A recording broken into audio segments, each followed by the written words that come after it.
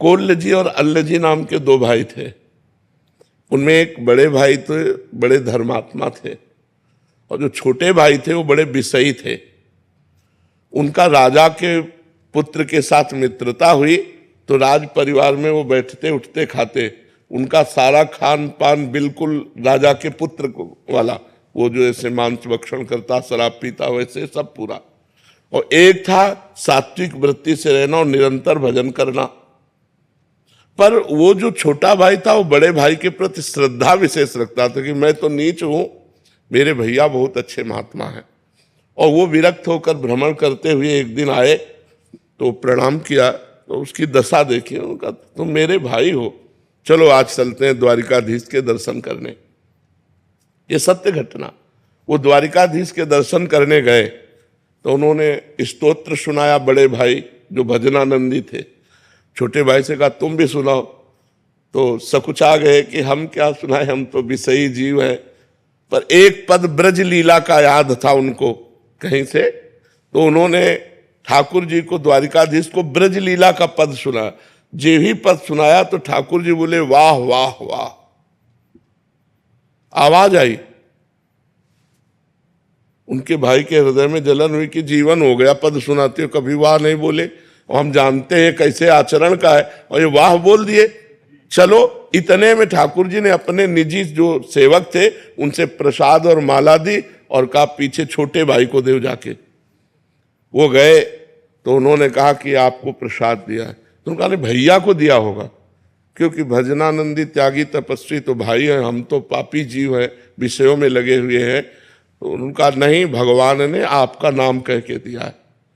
अब वो हाथ में, अब बड़े भाई के हृदय में और जलन हो गई कि देखो भगवान ने हमें प्रसाद नहीं दिया, रोज पद सुनाऊं तो भगवान कभी वाह नहीं बोले, और ये विषयी जीव इसके उसमें वाह बोले। अब जीऊंगा नहीं, जब भगवान ही हमारे नहीं हुए तो मैं जीऊंगा क्या।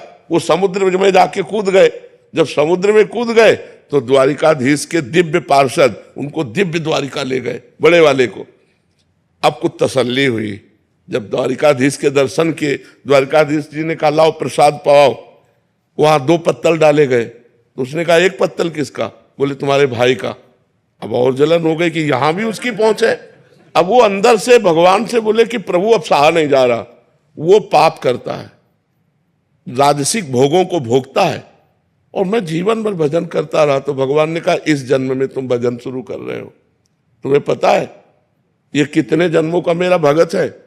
ये पीछे जन्म में वैरागी संत था, हृदय से मेरी भक्ति करता था।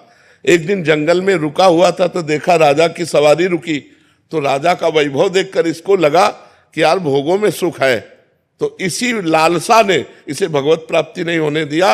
अब आकर के ये राजपुत्र के साथ भोग भोग रहा है, लेकिन ये पुराना भजनानंदी हमारा है। तो समझ रहे, तब उनको समझ में आया। तो वर्तमान में यदि हमारी कोई वासना हमें भगवत प्राप्ति से रोक देगी तो अगले जन्म में उस वासना की बहुतायत होगी और भगवान की कृपा होगी और भगवत प्राप्ति होगी। वो छिन्न भिन्न नहीं हो जाएगा, नष्ट नहीं हो जाएगा, क्योंकि भगवान का नाम, जैसे हमने एक बार बोला राधा, अब ये अविनाशी है, अब ये भगवान की बैंक में जमा हो गया। अब हमसे कोई पाप बनेगा तो हमें दंड मिलेगा, लेकिन वो राधा नाम जो जमा है वो हमारा कल्याण कर देगा। इसीलिए सबसे कहते हैं नाम जप करो, भगवान के मार्ग में चलो, इससे तुम्हारा कभी अमंगल होने वाला नहीं। मंगल भवन अमंगल हारी है। हाँ, भगवान मंगल भवन है जी।